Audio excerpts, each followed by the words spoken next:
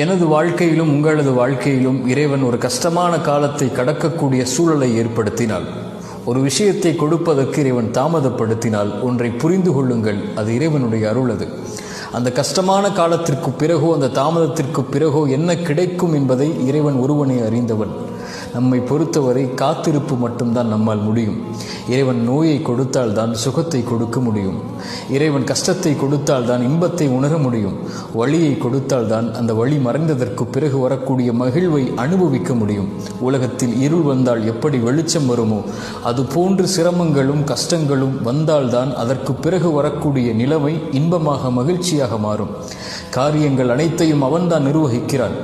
எல்லா பொருளின் மீதும் அவன்தான் ஆற்றல் உள்ளவனாக இருக்கிறான். அவனை சார்ந்திருந்து அவன் கொடுக்கக்கூடிய விஷயத்தை கஷ்டத்திற்கு பிறகு காத்திருந்து பெற்றுக்கொண்டால் அதைவிட உலகத்தில் பெறக்கூடிய வெகுமதி எதுவும் இருக்க முடியாது.